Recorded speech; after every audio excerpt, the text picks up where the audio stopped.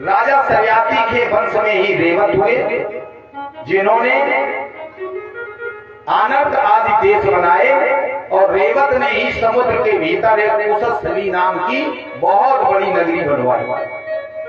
सब देशों का राज्य करते थे। इनके सबसे बड़े बेटे थे कुकुदमी। कुकुदमी की बेटी थी रेवती। रेवती के विवाह के लिए पहले ब्रह्मलोक राजा चले जाते थे, तो वहां जाकर के ब्रह्मलोक में इन्होंने जाकर ब्रह्मा जी से पूछना चाहा कि हमारी रेवती के लिए कोई पति वर बताओ। लेकिन वहां जब पहुंचे तो नाच गाना चल रहा था ब्रह्मलोक में, तो बैठ गए। जब नाच गाना समाप्त हुआ तो ब्रह्मा जी से उन्होंने कहा कि हम अपनी बेटी के लिए वर पूछने आए थे। कब आए थे? उन्होंने कहा जब फला गाना चल रहा था। तो ब्रह्मा जी ने कहा राजन, अहो राजन निरुद्धास्ते काले ने हृदय में कुला तत्पौत्र पौत्राणाम पौत्राणी गोत्राणी न सुमहे। राजन, जिन्हें तुम छोड़ के आए थे उनके पुत्र पौत्र गोत्र सब समाप्त हो चुके हैं।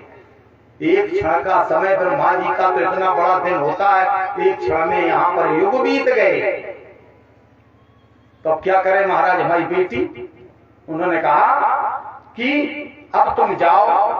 इस समय बलराम जी का अवतार हुआ है धरा पर, तो तदगच्छ देव देवांशो बलदेवो महाबला, जो बलवानों में भी बलवान है।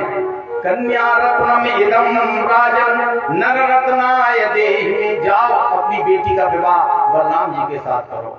युगों बनी थी रेवती जी, तब उनका विवाह आकर बलराम जी से हुआ। इन्हीं के वंश में महाराज नाभाग हुए। नाभाग के बेटा अम्बरीश हुए। अम्बरीश परम भागवत, उनका पूरा दिन भगवान के भजन में ही व्यतीत होता था, कोई भी कार्य नहीं करते थे। सबई मना कृष्ण पदारविंदयो वचांसी बैकुंठ गुणानुवर्णने करौ हरेर मंदर मार्जना वितु सुटी जकाराच्युत सतो कथोदये। भगवान के मंदिर की सेवा करना, भगवान के लिए स्वयं पकवान बनाना, भगवान को प्रसाद बनाना, अपना मन हमेशा भगवान के चरणों में रखना, कोई और दूसरा काम ही नहीं था। निरंतर भगवान की सेवा में रत रहते थे। गेहूं भी स्वयं पीसते थे और स्वयं पीस कर गेहूं प्रसाद बनाते थे कि जाने कोई पीसने में सफाई कर पाएगा या नहीं। एक दिन गेहूं पीस रहे थे, भगवान आ गए। भगवान पीतांबर से हवा करने लगे, पसीने से लथपथ थे, सुंदर हवा लगी। मुड़ करके देखा, रे परमात्मा को देख करके चरणों में लौट करके कहा, अरे प्रभु आप तो, मैं आपका भक्त हूँ, आप दीन वत्सल हैं, कहाँ मेरे ऊपर हवा कर रहे हैं। पादो हरे क्षेत्र पदानुसर बणी, आप हम किंचित लोगों की सेवा करें, ये अच्छा नहीं लगता। भगवान ने कहा, तो इतना बड़ा महाराज मेरे लिए चाकी चला सकता है, तो मैं तेरे लोग का हवा नहीं कर सकता। राजन, तुम तो हमेशा पूजा में मस्त रहते हो, कोई शत्रु आक्रमण न कर दे, इसलिए हम अपना चक्र आज से आपकी सेवा में समर्पित किए जाते हैं। भगवान चक्र सुदर्शन से कहकर चले गए। एक बार अम्बरीश जी एकादशी का व्रत किया, द्वादशी को पारण करने जा रहे थे। द्वादशी क्षीण थी, उसी समय आ गए दुर्वासा जी। दुर्वासा जी को आया हुआ देखकर उन्होंने प्रणाम किया, महाराज चल करके भोजन पा लीजिए। दुर्वासा जी ने कहा, अवश्य अवश्य, लेकिन हम स्नान करके आ जाए। दुर्वासा जी स्नान करने चले गए। मुहूर्ता अवशिष्टायाम द्वादश्याम पारणम प्रति, और एक मुहूर्त बच रही थी द्वादशी। द्वादशी व्यतीत हो रही थी और दुर्वासा जी स्नान में मस्त थे। अब उन्होंने पूछा, अगर द्वादशी को पारण नहीं किया तो एकादशी का जितना पुण्य मिलता उससे 1000 गुना पाप मिलता, क्या करूं? ब्राह्मणों से उन्होंने पूछा। ब्राह्मणों ने कहा, भाई सालिग्राम जी के चरणों का चरणामृत पी लो, उससे तुम्हारा पारण भी हो जाएगा और भोजन नहीं होगा, पारण भी हो जाएगा और पारण नहीं भी होगा। क्यों? अम्बसा केवल लेना तो कर से पारण, जल से पारण कर लेना पारण है और पारण नहीं भी, दोनों बातें। तो सालिग्राम को नहलवा कर उन्होंने वो जल चरणामृत पी लिया। और दुर्वासा जी ने आकर देखा, अहो अस्य नृशंसस्य विद्योन्मत्स्य पश्यता, ये इतना अभिमानी, हमारा निमंत्रण कर दिया, पंडित भूखा बैठा और स्वयं पाके बैठ गया, अभी मैं इसका फल चखाता हूँ। और ऐसा कह करके उन्होंने तस्यासा निर्ममेतस्मै कृत्वाम कालेनोपमाम, तुरंत अपनी एक जटा उखाड़ करके पटक दी। एक कृत्या नाम की भयानक राक्षसी पैदा हो गई और तुरंत राजा को जलाने के लिए आग उगलती हुई भागी। राजा तो हाथ जोड़ के खड़े हो गए, लेकिन उनका सुदर्शन चक्र सावधान, उसने तुरंत कृत्या को भस्म कर दिया। तथारुसप्तम निरीक्षमाणो गुहम विविक्षु प्रसार मेरो, जला दिया कृत्या को। तुरंत जब भस्म करने के लिए आगे बढ़ गया सुदर्शन चक्र दुर्वासा जी की ओर। अब दुर्वासा जी को भागते गए नहीं मिली, भाग खड़े हुए तो पहले भागते हुए ब्रह्मलोक में पहुंचे। त्रिशूल भाष्याम विवरान समुद्रान लोकान सपादा स्थितिवं गतासा, ब्रह्मा जी के पास पहुंचे और चिल्लाते हुए उन्होंने कहा मेरी रक्षा कीजिए। ब्रह्मा जी ने कहा किससे? उन्होंने कहा सुदर्शन चक्र से। ब्रह्मा जी ने हाथ जोड़ करके कहा कि स्थानम मदीयम सह विश्व में तत् क्रीडावसाने द्विपरार्ध संगे भूभंग मात्रेण विसंधि दक्षो कालात्मनो यस्य तिरो भविष्यति। अरे जिनकी एक दृष्टि से तीनों लोग भस्म हो सकते हैं, उनका है ये सुदर्शन, हम तुम्हारी रक्षा नहीं कर सकते हैं, जाओ यहाँ से। अब ब्रह्मा जी के यहाँ से ब्रह्मलोक से भागे, भोलेनाथ के यहाँ पहुंचे। भोलेनाथ के यहाँ जाकर के चिल्लाए पिताजी मेरी रक्षा कीजिए। उन्होंने कहा किससे? उन्होंने कहा सुदर्शन चक्र से। भोलेनाथ ने कहा कि भयमुन्नतात प्रभवान भूमिं यस्मिन् परेण्यप्य जीव कोसा भवन्ति काले न भवन्ति हीदृशा सहस्रशो यत् वयं भ्रमाम।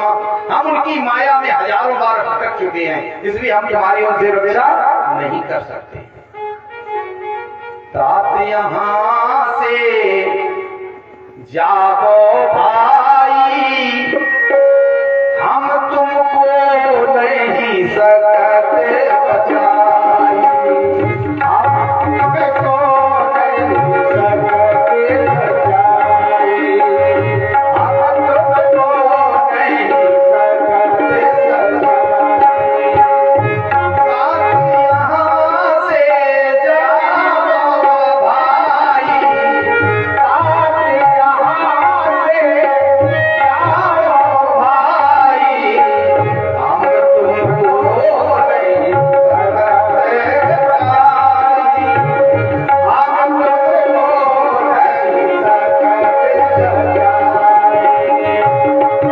बचाई, हम तुमको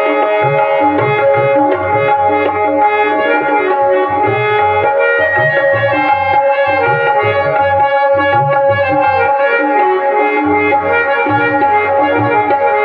तमेव शरण में आई, तमेव उन्हीं की शरण में जाओ जिनका ये अस्त्र है।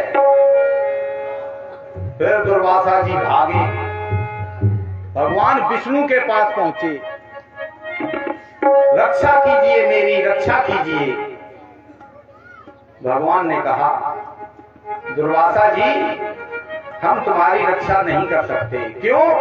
अहम भक्त पराधीनो यशोतंत्र इवद्दुजो साधुभिग्रस्त हृदयो भक्तै भक्त जन प्रिया। अहम भक्त पराधीनो, हम तो भक्त के पराधीन हैं।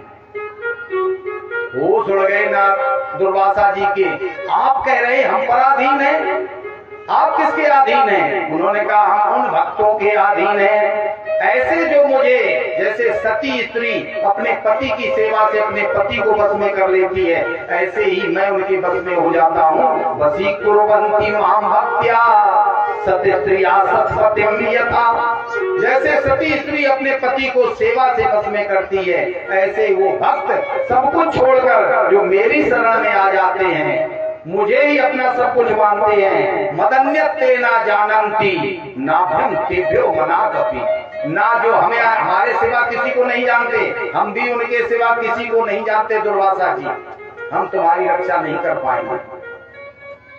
तो क्या भगवत शरणागति व्यर्थ जाएगी? क्योंकि आपकी शरणागति से बढ़कर संसार में कोई शरणागति नहीं है, क्या बेकार चली जाएगी? भगवान ने कहा नहीं, उपायों कथिष्यामि, हम तुम्हें उपाय बताएंगे।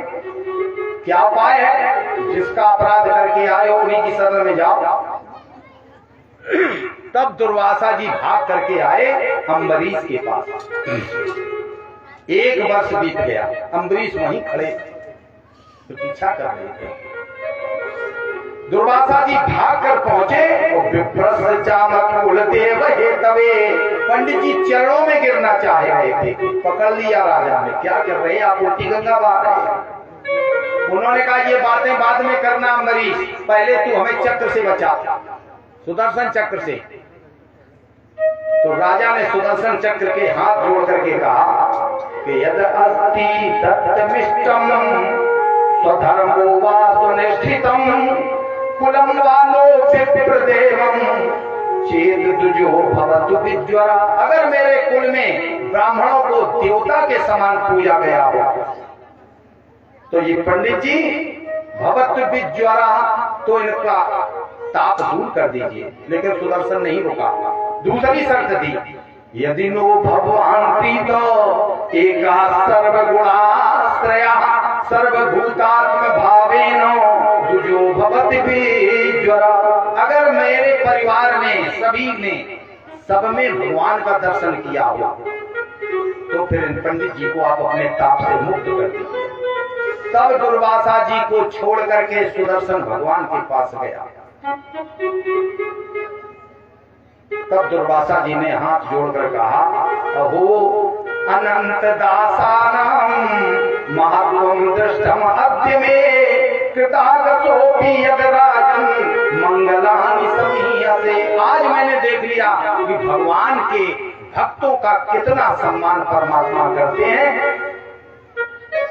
अम्बरीश ने कहा चलो भोजन तो पालो, हमें तो बस हो गए खड़े खड़े, आज भोजन पाया नहीं। उन्होंने कहा नहीं, अरे राम राम, मुझसे तो इतना बड़ा अपराध हो गया। तुरंत जाकर के दुर्वासा जी ने भोजन किया और इस प्रकार से अम्बरीश जैसे भक्त का चरित्र आपने श्रवण किया। इन्हीं के वंश में युवनाश हुए, युवनाश के मानधाता हुए,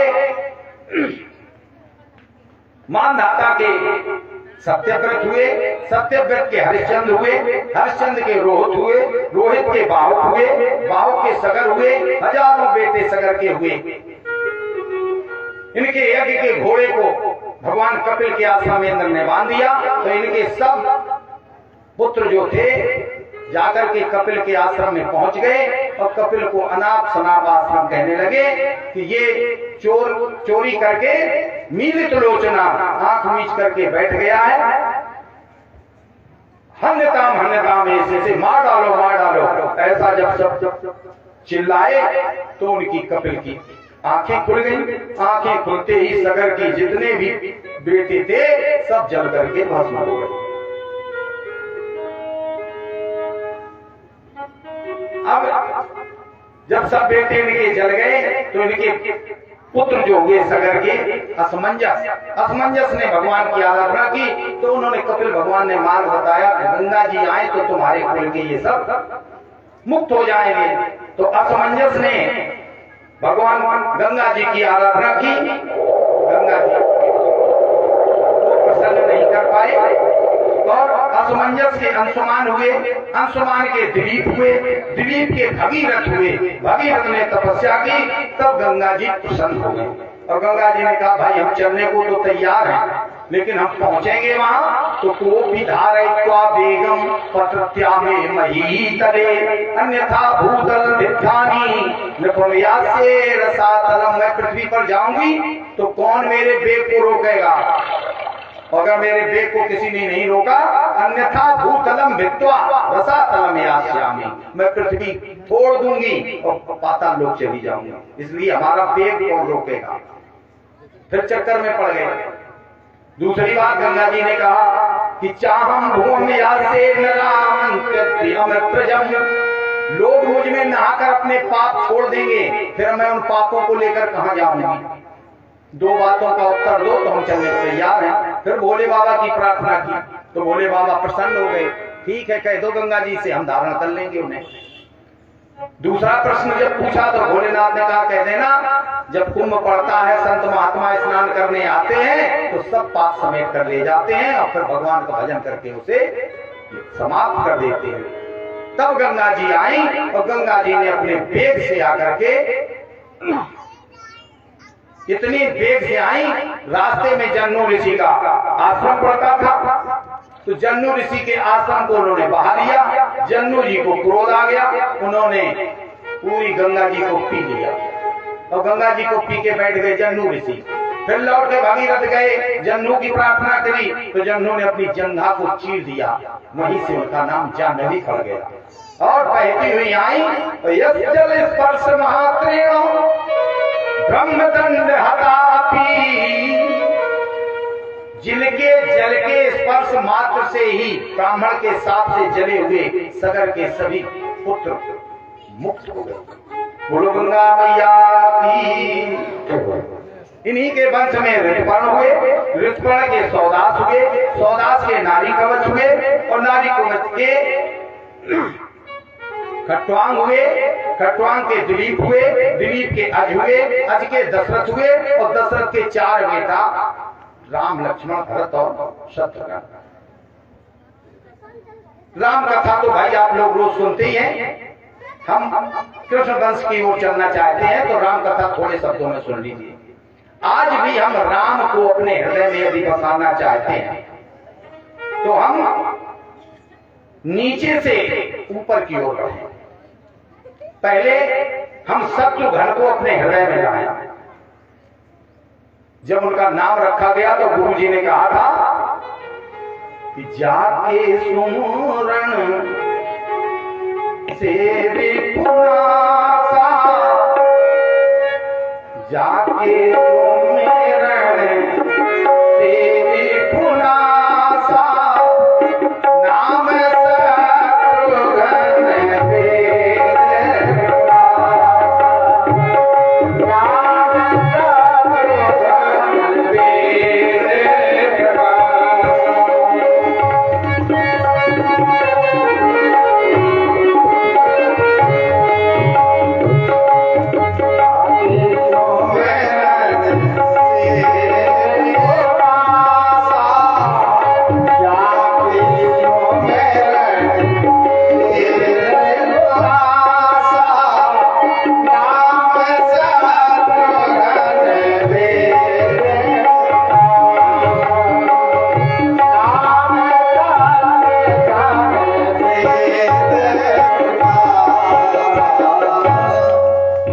पहले तो हम अपने हृदय में बसे हुए काम, क्रोध, मद, लोभ, मोह, मात्सर, इन शत्रुओं को हटाएं। और ये हटाएंगे कैसे?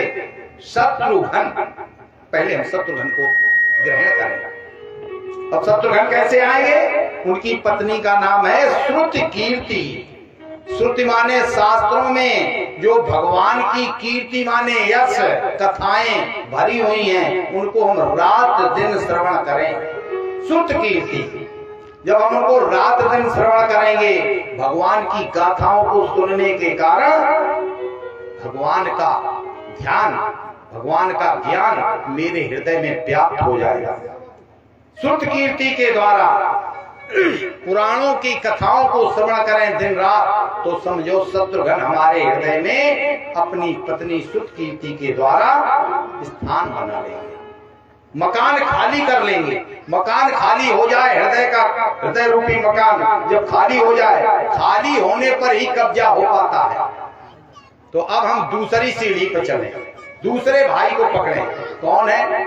उनका ध्यान करें, लक्ष्मण, जिसका लक्ष्य है कैसे मिले, कब मिले, कहां मिलेंगे, भगवान के सिवा उनका कोई संसार में संबंध ही नहीं। एक ही लक्ष्य हो जिसका। जिस समय भगवान जाने लगे वन की ओर, लक्ष्मण जी से पूछा, लक्ष्मण जी भी चल पड़े। उन्होंने कहा भाई हम जा रहे हैं, तुम भी हमारे साथ चले जाओगे तो ये अवध अनाथ हो जाएगी। तो लक्ष्मण जी नहीं माने। लक्ष्मण जी ने क्या कहा कि गुरु पे तो मातो ना जानो काहू, गुरु पे माते ना जानो काहू, गुरु पे तो माते ना जानो काहू, गुरु पे तो मातो ना जानो काहू,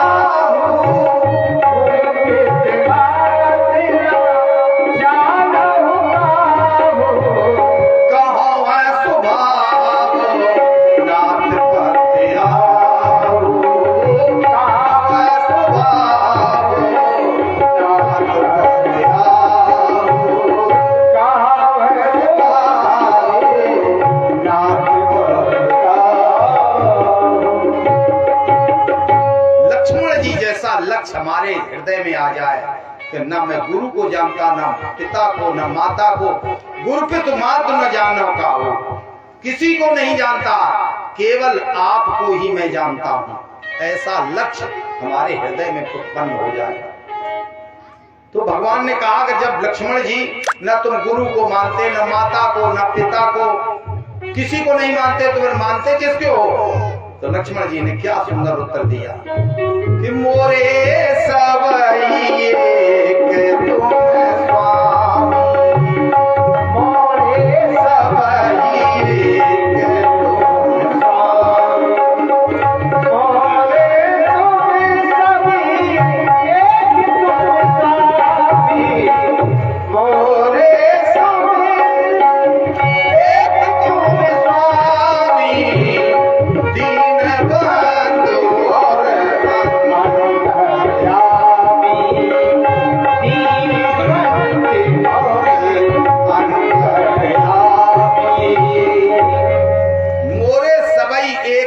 स्वामी। यदि ऐसा भाव हमारे हृदय में आ जाए तो समझो लक्ष्मण जी आ गए। और वो आएंगे कब? जब उनकी पत्नी उर्मिला, माने उर्मे मिलन की इतनी जिज्ञासा हो कि कहीं भी नहीं, कहां मिलेंगे, कैसे मिलेंगे। जब ये भाव हो जाए कि माता रामो मत पिता रामचंद्र, स्वामी रामो मत सखा रामचंद्र, सर्वस्व में रामचंद्रो दयालु, नान्यम जाने नहीं वो जाने न जाने, अन्यम नहीं जाने न जाने, और हम किसी को जानते ही नहीं हैं। ये भाव जब हमारे हृदय में आ जाए तो समझो उर्मिला आ गई। उर्मे भगवान से मिलने की इतनी चाह हो जाए तो समझो लक्ष्मण जी अपनी पत्नी के साथ हमारे हृदय में बस चुके। अब तीसरे भाई को ध्यान करें। राम तत्व को सीधे पाने के लिए हम लोग कभी नहीं प्राप्त कर सकते, नीचे से ऊपर को जाए। हमने कहा था कि नीचे से ऊपर को चढ़ने वाला गिरता नहीं है, डायरेक्ट छलांग मार के ऊपर चढ़ने वाला जरूर गिर जाता है। तो तीसरे भाई कौन है? भरत, भर देने वाले। जब भरत लक्ष्मण तुम्हारे हृदय में, शत्रुघ्न तुम्हारे हृदय में आ जाएंगे तो वो राम के प्रेम से भर देंगे। राम का विग्रह ही है भरत, राम के प्रेम का विग्रह का नाम है भरत। उनका नाम ही इसलिए रखा गया था। और गुरु जी ने कहा था कि भरत चरित करने तुलसी जे सादर सुनहि, सिया राम पद प्रेम अवश्य होय भव रस विरति। अवश्य होय, क्या अवश्य होगा? भव रस विरति, संसार की आसक्ति अपने आप छूट जाएगा। सिया राम पद प्रेम अवश्य होय, फिर सिया राम पद प्रेम अवश्य उत्पन्न हो जाएगा जब भरत जी को आप चरित्र को बार बार अपने जीवन में उतारोगे। भरत जैसा त्याग हो, अयोध्या जैसा राज्य सुदुस्त्यज राज्य था। दो भाई एक दूसरे को गेंद की तरह फेंक रहे थे। आज भाई भाई का ही दुश्मन है, दूसरे दुश्मन नहीं है। रामचरितमानस का पाठ करने वाला ज्यादा ही घर में कलह मचाता है। रामचरितमानस हम रोज 4 चौपाई पढ़ते हैं, खाक पढ़ते हो, कुछ उसमें सीखते भी हो, अपने जीवन में उतार कर देखो। भरत ने उस राज्य को तिनके की तरह छोड़ दिया और उनकी खड़ाऊ ला करके उन्हें सौंप दिया। 13 वर्ष बैठे रहे और राम ने एक शब्द पर अपने भाई के लिए पूरा राज्य छोड़ दिया।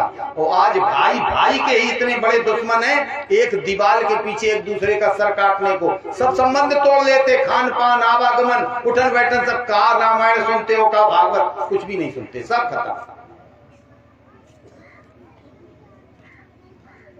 अगर भरत की तरह भरना चाहते हो हृदय में, तो भगवान श्री राम के प्रेम को भरो। तो भाई भरत जब तुम्हारे हृदय में आ जाएंगे तो श्री राम पद प्रेम अवश्य होए, भौरस भरत अवश्य होए। संसार से आसक्ति अपने आप छूट जाएगी और श्री राम से प्रेम अवश्य हो जाएगा। होगा कब? जब मांडवी उनकी पत्नी, जब सब में हमें ये दर्शन होने लगे कि भगवान का ही दिया हुआ ये जीवन है, परमात्मा सबके अंदर वास करते हैं। सिया राम में सब जग जाने,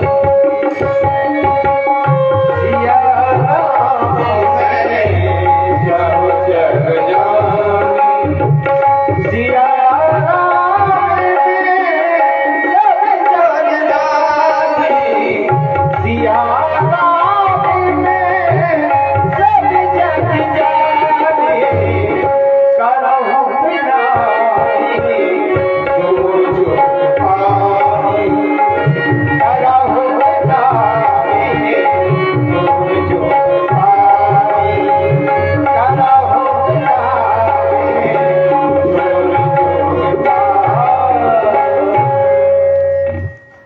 संसार के हर जीव में जब हमें ये दर्शन होने लगे कि ये सब परमात्मा का दिया हुआ है, सबके हृदय में भगवान का वास है, तब हम समझें कि हमने पूर्ण रूप से अब अपने हृदय में मांडवी को भी प्राप्त कर लिया।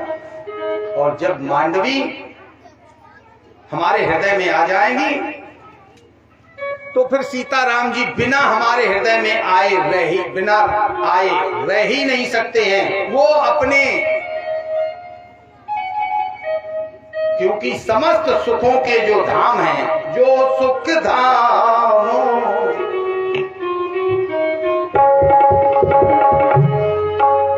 जो सुख धाम राम हस्र नामा,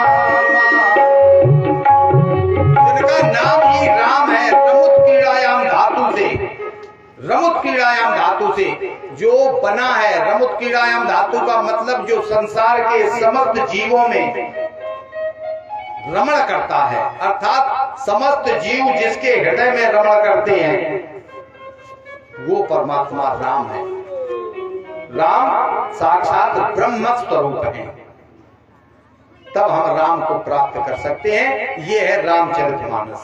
अब हम चंद्रवंश की ओर प्रस्थान करते हैं। अतः श्रूयताम राजन चंद्रवंश निर्मल पावनः, जिसमें हैलादयो राजन, जिसमें ऐल जैसे राजा उत्पन्न हुए। इसी वंश में महाराज ययाति उत्पन्न हुए। चंद्रवंश में ययाति महाराज के 2 विवाह हुए। एक हुआ शुक्राचार्य की बेटी देवयानी से और दूसरा विवाह हुआ बृहस्पति की बेटी से, शर्मिष्ठा से। सुखदेव जी से राजा परीक्षित ने पूछा, ययाति महाराज तो क्षत्रिय थे, तो फिर शुक्राचार्य जी ब्राह्मण की बेटी से विवाह क्यों कर लिए? तब उन्होंने कहा, राजन, एक बार शुक्राचार्य की बेटी देवयानी शर्मिष्ठा के साथ स्नान करने एक सरोवर में गई। पहले वस्त्र कम होते थे तो सब अपने वस्त्र रख करके किनारे पर स्नान करने लगी। उसी समय वहां से निकल पड़े भोलेनाथ। तो सब घबरा गई, दौड़कर अपने अपने वस्त्र उठाए, लेकिन धोखे से उनके वस्त्र जो थे शर्मिष्ठा ने देवयानी के वस्त्र उठा लिए। देवयानी के वस्त्र शर्मिष्ठा ने उठा लिए तो देवयानी नग्न खड़ी रही, लेकिन इतनी कुपित हो गई कि तो जलाशयम माध्य कन्या कमल लोचना तीरे नस्य दुकूलानी बिजहु सिंचित तीर्थ में था। इतनी कुपित हो गई कि किनारे खड़े होकर उसने कहा, जैसे कोई यज्ञ का हिस्सा कोई कुतिया उठा के भाग जाती है, ऐसे तूने मेरे वस्त्र उठा लिए। वो राजा की बेटी थी, दुष्प्रभा की बेटी शर्मिष्ठा, उसे क्रोध आ गया। मेरे राज्य में रहती है, मेरा खाती है और मुझी पर भौंकती है। मारा धक्का सो कुआं में चली गई, नग्न थी।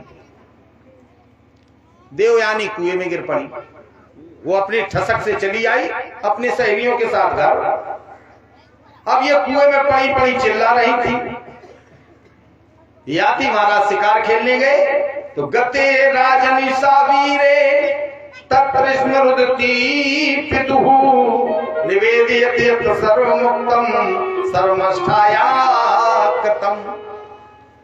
चिल्ला रही थी बचाओ बचाओ। राजा ने आकर के ने देखा तो कोई लड़की पड़ी है कुएं में। उन्होंने जैसे प्रयत्न किया इन्हें निकालने का, निकाला। और जब कोई कुएं से निकलेगा तो हाथ पकड़ के निकालना पड़ेगा। वही याति महाराज ने किया।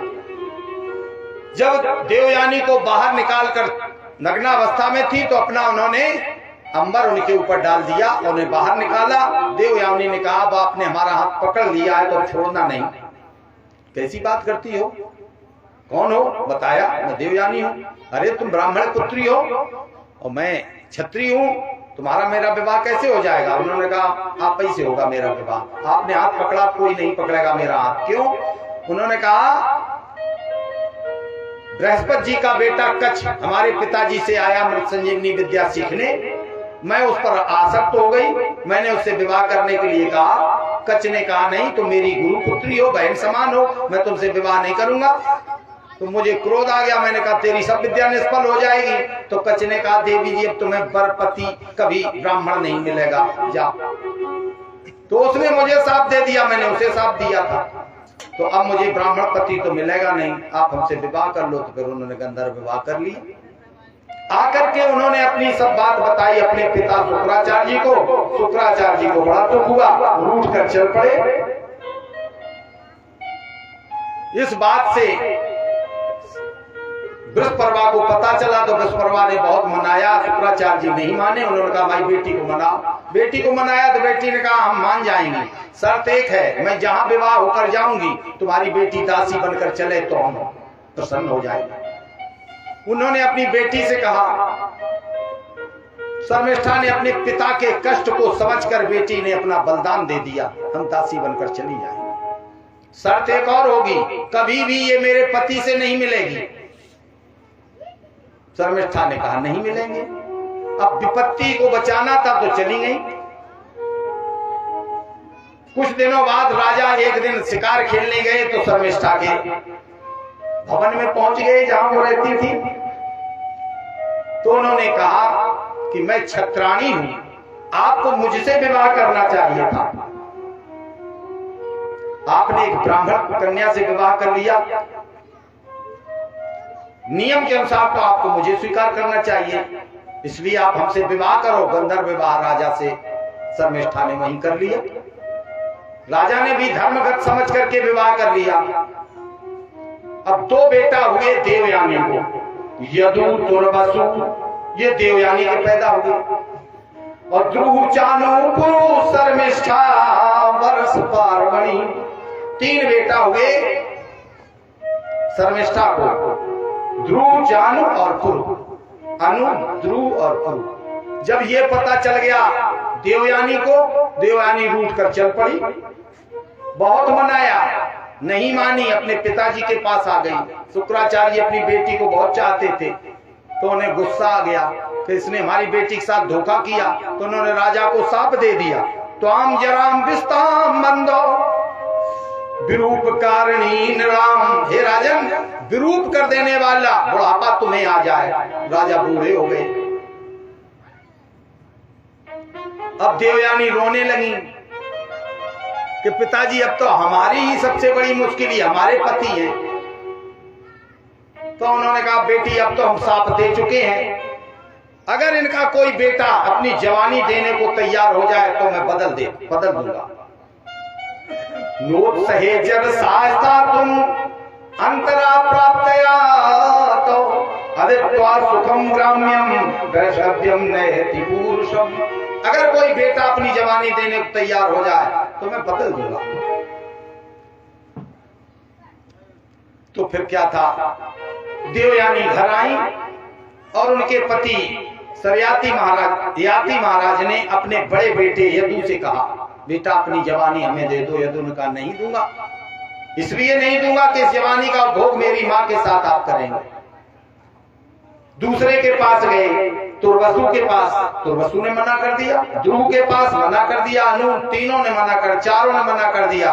पुरु से जब कहा तो पुरु ने कहा कोनु लोके मनुष्येन्द्रो पितुर आत्म कृतम पुमान प्रतिकर्तुम क्षमो यस्य प्रसादात विन्दते परम। ये जीवन आपने हमें दिया है, पिता ही जीवन दाता होता है। अगर जीवन दाता पर संकट आ जाए तो पुत्र को चाहिए कि अपने प्राण देकर भी उसको, प्राण मांगने पर दे देना चाहिए। इसलिए पिताजी मैं अपनी जवानी देने को तैयार हूं। पुरु की जवानी शुक्राचार्य जी ने ययाति को प्रदान कर दी। पुरु वृद्ध हो गए, ययाति जवान हो गए। 1000 वर्ष बाद ययाति को होश आया कि मैं इतना कामुक हूं कि मैंने अपने बेटे की जवानी मांग ली। तब उन्होंने कहा कि न जातु कामा उपभोगेन साम्यति। इसकी हिंदी तुलसीदास जी ने लिखी कि छूटे मलना मलय के धोए, छूटे मलय के धोए, घृत की पाव कोई बारी बिठोए,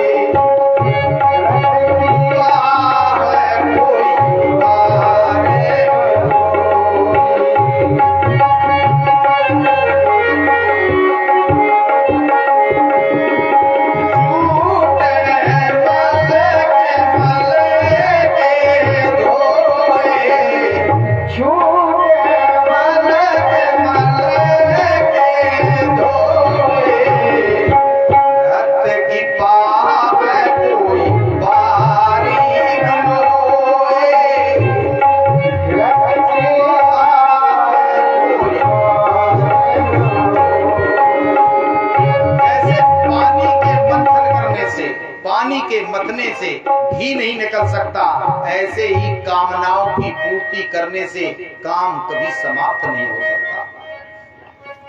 इसलिए माता स्वस्त्राद् हित्रावा न विविक्ता सनो भवेत्, बलवान इंद्रिय ग्रामो विद्वान सपि कर सती। इसलिए कभी किसी महापुरुष को एकांत में अपनी माँ बेटी बहन से बैठकर भी बात नहीं करनी चाहिए, क्योंकि इंद्रियों का गांव इतना बलवान है। ययाति महाराज कहते हैं कि मैंने अपने बेटे की जवानी मांग ली। उन्हें बैराग हो गया और उन्होंने सबको साबित किया कि तुम कभी कोई भी चक्रवर्ती सम्राट नहीं बनोगे, और पुरु को ही उन्होंने अपना राज्य सौंप दिया। इन्हीं के वंश में महाराज, पुरु के वंश में महाराज रंतदेव हुए, जिन्होंने सूखा पड़ने पर अपना पूरा खजाना बांट दिया नागरिकों ने, और 49 दिन तक भूखे बैठे रहे। इन्हीं के वंश में महाराज भरत हुए, जिनके नाम से इस देश का नाम भारत पड़ा। इन्हीं यदु के वंश में महाराज यदु, तुर्वसु, ध्रुव, अनु, इन सबको तो राज्य सिंहासन प्राप्त नहीं हुआ, लेकिन पुरु को राज्य सिंहासन प्राप्त हुआ। इन्हीं के वंश में बड़े बड़े राजा हुए, अजमेर, देवमीर आदि।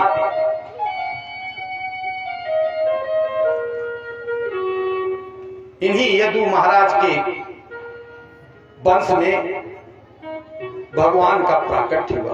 भगवान का जन्म तो हुआ था मथुरा में, राजा कंस के कैद खाने में, लेकिन जन्मोत्सव मनाया गया था गोकुल में। 4 वर्ष गोकुल रहने के बाद वृंदावन आ गए। 6 वर्ष वृंदावन में रहे और 11 वर्ष की अवस्था में मथुरा चले गए। मथुरा में जाकर के अपने मामा कंस को मारकर मथुराधीश बने, अपने नाना को मथुराधीश बनाया और 25 वर्ष की अवस्था में रणछोड़ बनकर के समुद्र के अंदर उन्होंने द्वारकापुरी बसाई और द्वारकापुरी में जाकर के 100 वर्ष तक वहां इन्होंने द्वारकाधीश बनकर राज किया और 125 वर्ष की अवस्था में अपनी लीलाओं का स्मरण करके इस धराधाम को छोड़कर अपने धाम को चले गए। बोलो वृंदावन बिहारी लाल की जय। कृष्ण गोविंद हरि मुरारी, श्री कृष्ण गोविंद हरे मुरारी।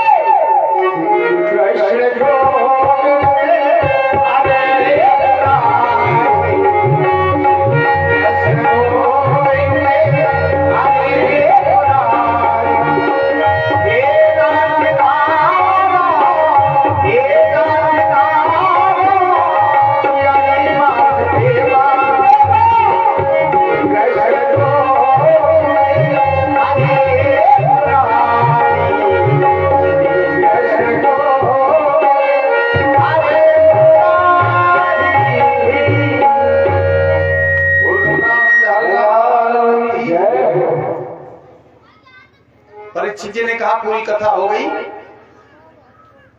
सुखदेव जी ने कहा पूरी तो सुना दी, अब क्या रह गया। परीक्षित जी तो घबरा गए। उन्होंने तुरंत परीक्षित जी ने यहीं पर प्रश्न किया।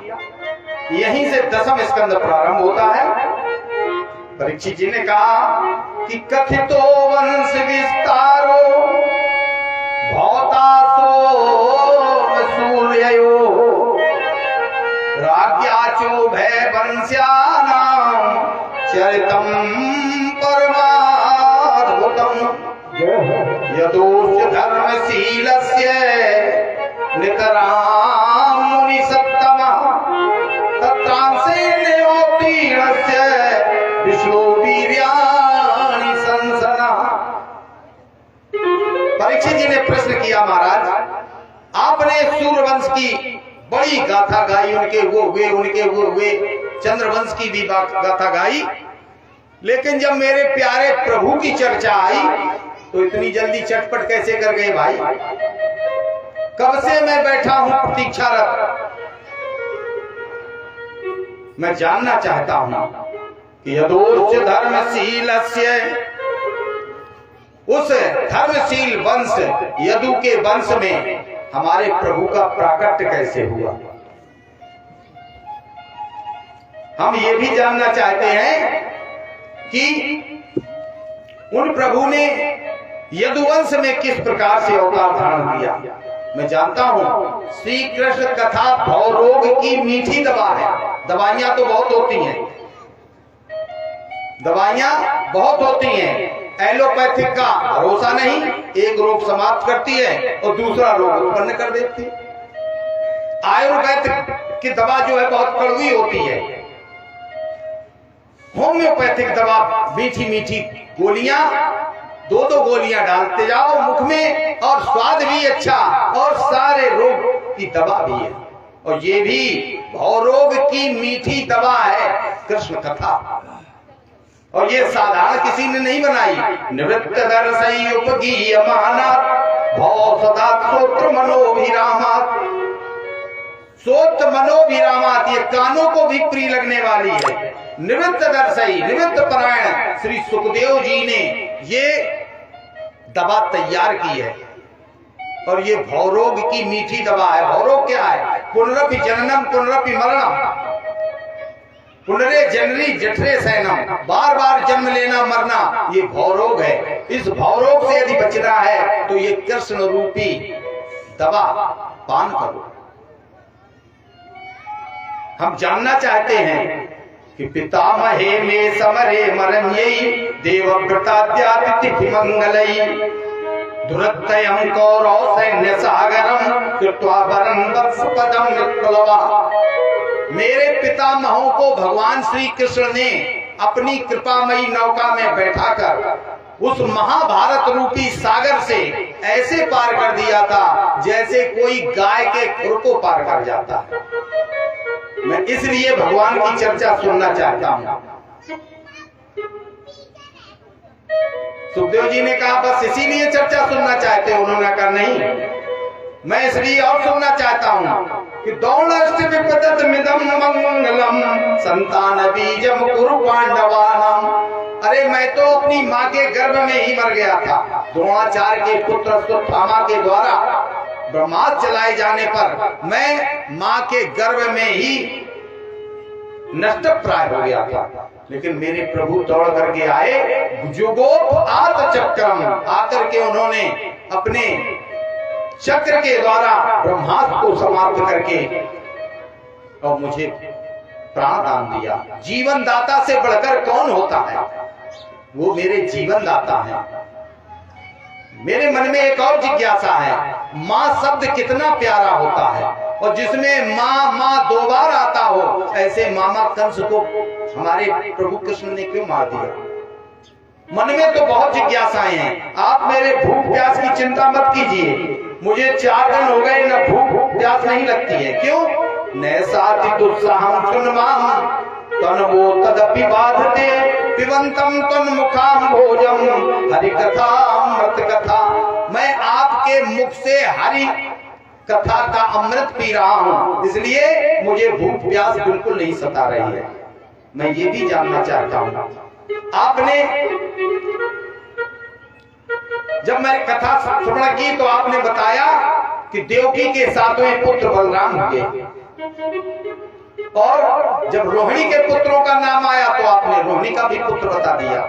तो मैं जानना चाहता हूं, एक बलराम दो माताओं के बेटा एक साथ कैसे हो गए? जिज्ञासाएं तो बहुत हैं। आप हमारे प्रभु की कथा को इतनी जल्दी चटपट कैसे कर गए? ये समस्त मेरी जिज्ञासाएं को समाप्त कीजिए। भगवान की मंगलमयी कथा से 3 का कल्याण होता है। सबसे पहला कल्याण तो मेरा है। सुखदेव जी कहते, राजन ये पूछकर तुमने पहला कल्याण मेरा कर दिया। वसुदेव कथा प्रश्न पुष्टांतीन पुनाति भक्तारम तक्षकम श्रोत्रीन तत्पाद सलिलम यथा। भगवान की कथा से 3 लोग पवित्र होते हैं। भक्तारम, पहले तो मेरे ही कल्याण है। सुखदेव जी कहते, राजन ये पूछकर तुमने पहला कल्याण तो हमारे ही कर दिया। भक्ता का पहला कल्याण। दूसरा रक्षकम, दूसरा कल्याण परीक्षित जी का, जो कथा को कराए, श्रवण करे, और फिर उनके द्वारा जितने लोग श्रवण करें, श्रोत्रीन माने सुनने वाले, सबका कल्याण। तत्पाद सलिलम यथा, जैसे सालिग्राम का चरण एक नहलाता है एक बांटता है, जितने लोग पिए सबका कल्याण। तो पहला कल्याण तो मेरे ही है। अब हम ये जानना चाहते हैं कि हमारे प्रभु का प्राकट्य यदु वंश में कैसे हुआ? तब सुखदेव जी ने कहा, राजन परीक्षित ध्यान से सुनो। जिस समय बड़ी बड़ी राक्षसियां कंस आदि राजाओं के हृदय में प्रवेश करके अत्याचार पापाचार कराने लगी, तो पृथ्वी भूमि का रूप धारण करके, पृथ्वी गाय का रूप धारण करके भगवान की प्रार्थना करने देवताओं के साथ समुद्र तट पर पहुंची और रोते हुए कहा कि ब्रह्मा तदुत्पार्य सा देवताया। जितने भी देवता हैं उन सबसे उन्होंने रोते हुए कहा, मेरे दुख का निवारण कौन करेगा? धेनु रूप धर हृदय विचारी, गई तहां जहां स्वर मुनि धारी।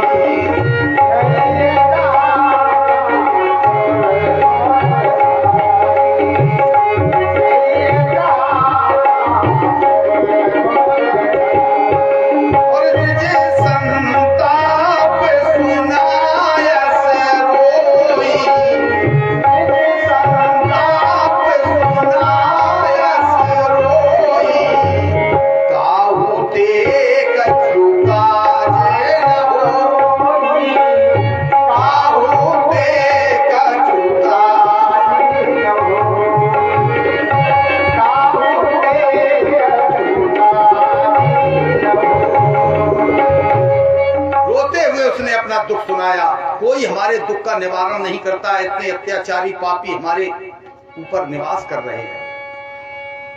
भगवान से सबने प्रार्थना की, आकाशवाणी हुई, गिरम समाधौ गगने समीरतां निशम्य वेदास्त्रिदानुवाचः गां पौरसीं मे श्रोतामरा पुनः विधीयतामासु तथैवमाचिरम्।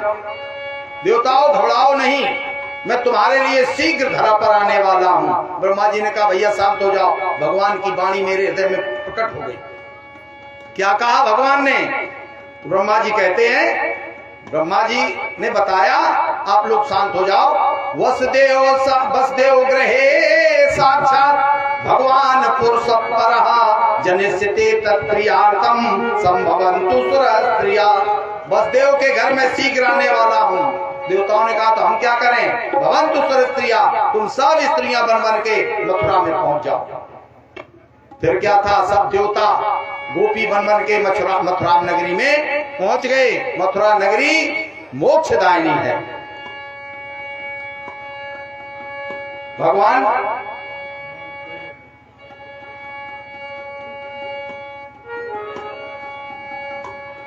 सब आदेश देने के बाद सुखदेव जी कहते, राजन परीक्षित, वहां के राजा हैं सूरसेन, मथुराधिपति।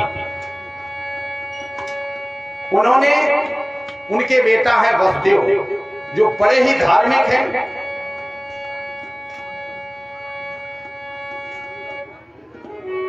उन्हीं के राज्य में सूरसेन के बेटा वसुदेव, जिनका नाम आनक दुंदुभी, उग्रसेन महाराज का बेटा कंस, कति हिंसायाम धातु से कंस बना है, जिसकी हिंसा में ही रुचि बनी रहती है।